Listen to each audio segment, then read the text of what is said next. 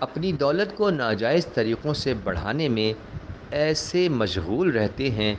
کہ انہیں کسی کار خیر کا خیال ہی نہیں آتا، تو قیامت میں بھی وہ ایسے ہی اپنے ہوش و حواس کھوئے ہوئے اٹھیں گے۔ آیت کے آخر میں اللہ تعالیٰ نے سود خواروں کو ناشکرا گناہ گار ٹھہرایا ہے، کیونکہ اللہ نے جو دولت ان کو دی تھی اس کا تقاضا یہ تھا کہ اس سے وہ کار خیر کرتے، غریبوں کو دیتے، مستحقوں کو بانٹتے، مگر انہوں نے اس کے بجائے غریبوں کو اور لوٹا اور ظلم سے ان کی تھوڑی بہت پونجی کو بھی چھین لیا، اور یہ نعمت کی ناشکری تھی۔ یہودیوں کی دیکھا دیکھی عربوں میں بھی کچھ ایسے سرمایہ دار پیدا ہو گئے تھے جو سودی کاروبار کرنے لگے تھے، جیسے حضرت عباس رضی اللہ تعالی عنہ بن عبد المطلب اور بنو عمرو بن عمیر وغیرہ۔ اب وہ اور ان کے مقروض جب مسلمان ہوئے اور ان میں سے قرض داروں نے مقروضوں سے پہلے کا سود مانگا تو اس پر یہ آیتیں اتریں جو پہلی ہی آیتوں کے سلسلے میں ہیں۔ یا ایہا الذین آمنوا اتقوا اللہ وذروا ما بقی من الربا ان کنتم مؤمنین فَإِن لَّمْ تَفْعَلُوا فَأْذَنُوا بِحَرْبٍ مِّنَ اللَّهِ وَرَسُولِهِ وَإِن تُبْتُمْ فَلَكُمْ رُءُوسُ أَمْوَالِكُمْ لَا تَظْلِمُونَ وَلَا تُظْلَمُونَ وَإِن كَانَ ذُو عُسْرَةٍ فَنَظِرَةٌ إِلَىٰ مَيْسَرَةٍ وَأَن تَصَدَّقُوا خَيْرٌ لَّكُمْ إن كنتم تعلمون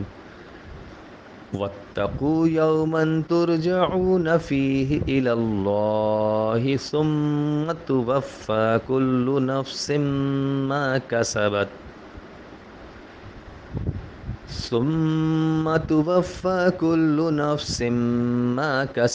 وهم لا يظلمون۔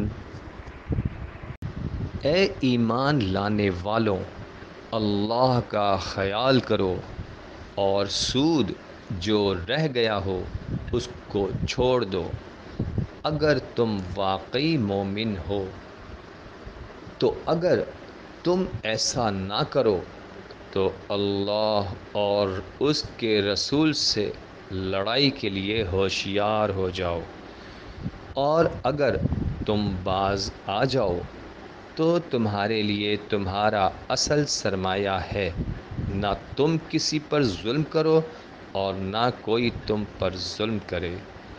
اور اگر وہ مقروض تنگ دست ہو تو اس کو کشادگی تک کی مہلت دو، اور معاف کر دینا تمہارے لیے سب سے اچھا ہے اگر تم کو سمجھ ہو، اور اس دن سے ڈرو جس میں تم اللہ کی طرف لوٹائے جاؤ گے، پھر ہر کسی کو وہ پورا پورا دیا جائے گا جو اس نے کمایا،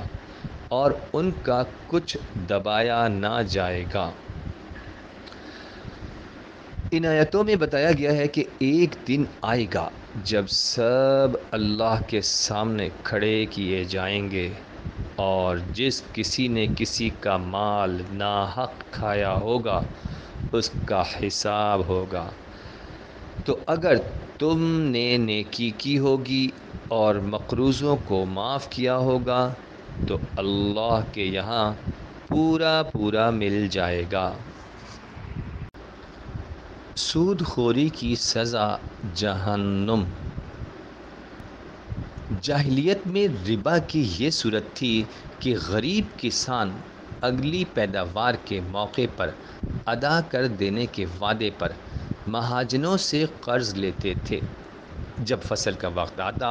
اور کسان ادا نہ کر سکتے تو مہاجن کہتے کہ ہم مدت بڑھا دیتے ہیں، تم جنس کی مقدار بڑھا دو۔ مثلاً 1 روپے میں 10 سیر کا وعدہ ہوتا تو 1 سال کی اور مہلت بڑھا کر 20 کر دیتے، اور اسی طرح جب تک وہ قرض ادا نہ کر دیتے یہ مدت بڑھاتے جاتے